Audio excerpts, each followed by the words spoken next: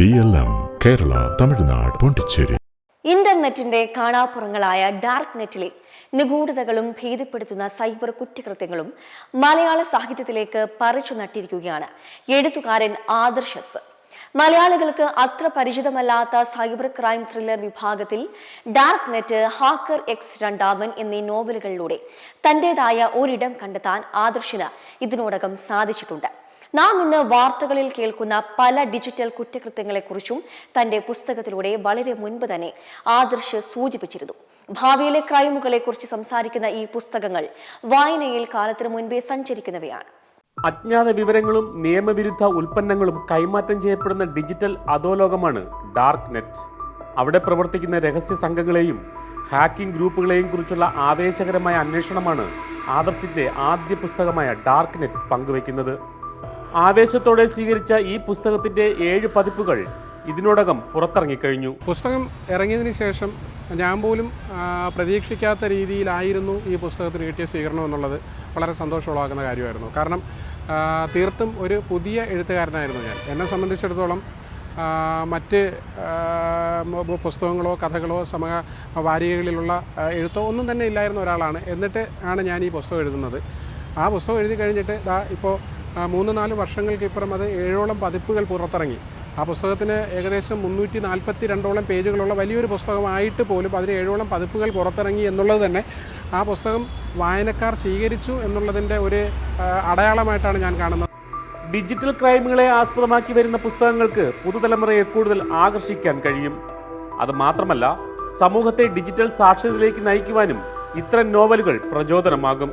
കേരളത്തിൽ ഡിജിറ്റൽ മേഖലയിലുള്ള അറിവില്ലായ്മയാണ് പലരും സൈബർ തട്ടിപ്പുകൾക്ക് ഇരയാകുന്നതിന്റെ പ്രധാന കാരണം. ഇത്തരം ഇരുട്ടുമുറി ക്രൈമുകളെക്കുറിച്ച് മലയാളത്തിൽ ഇതിനു മുമ്പ് ആരും കാര്യമായി എഴുതിയിട്ടില്ല എന്ന തിരിച്ചറിവാണ് എഴുത്തുകാരനെ ഇതിലേക്ക് നയിച്ചത്. കേരളത്തിലാണ് ഡാർക്ക് നെറ്റ് വഴിയുള്ള ക്രൈംസിൻ്റെ അളവ് ഞാൻ ഈ എഴുതുന്നതിന് മുമ്പും എഴുതിയതിന് ശേഷവും കുറവ്. നമുക്കിപ്പോൾ വിദേശ രാജ്യങ്ങളിലെല്ലാം തന്നെ ഈ ഇടപാടുകൾ നടക്കുന്നത് ഡാർക്ക് നെറ്റ് വഴിയാണ്. ഫോർ എക്സാമ്പിൾ, ഇപ്പോൾ നമ്മുടെ കേരളത്തിൽ എല്ലാ ദിവസത്തെയും പത്രത്തിൽ വരുന്ന കുറേ വാർത്തകളുണ്ട്.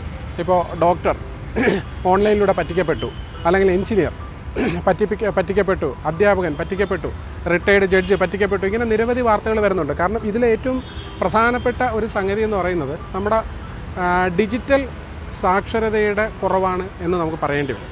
നമ്മൾ വളരെയധികം വിദ്യാസമ്പന്നരാണ് മലയാളികളെങ്കിലും നമുക്ക് ഡിജിറ്റൽ സാക്ഷരത വളരെ കുറവാണ്.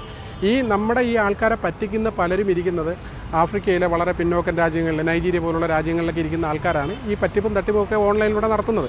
പക്ഷേ അത് തിരിച്ചറിയാനോ തടയാനോ നമുക്ക് കഴിയാറില്ല.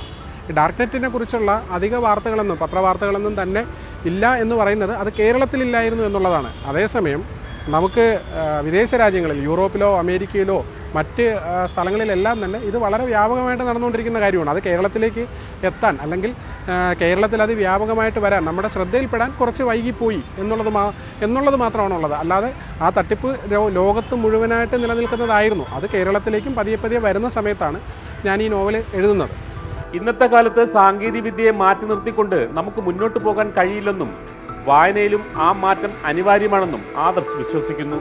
സൈബർ ഇടങ്ങളിലെ ഡിജിറ്റൽ യുദ്ധങ്ങളും ഹാക്കിങ്ങും പ്രമേയമാക്കിയ മുൻ കൃതികളിൽ നിന്ന് വ്യത്യസ്തമായി തികച്ചും റിയലിസ്റ്റിക്കായ ഒരു ലോക്കൽ ക്രൈം ത്രില്ലർ നോവൽ പുറത്തിറക്കാനുള്ള തയ്യാറെടുപ്പിലാണ് ആദർശ്. ഇനി അടുത്തൊരു പുസ്തകം, മൂന്നാമതൊരു പുസ്തകം, ആക്ച്വലി ഞാനത് ഒരു ടെക്നോളജിക്കൽ ത്രില്ലറിൽ നിന്ന് മാറി. കാരണം എൻ്റെ ആദ്യ 2 പുസ്തകങ്ങൾ ഡാർക്ക് നെറ്റും ഹാക്കർ എക്സ് രണ്ടാമനും തീർത്തും ഒരു ഡിജിറ്റൽ ലോകത്ത് നിൽക്കുന്ന, സൈബർ ലോകത്ത് നടക്കുന്ന യുദ്ധങ്ങളെക്കുറിച്ച് പറയുന്ന ഒരു ലോക്കൽ ക്രൈം ത്രില്ലർ.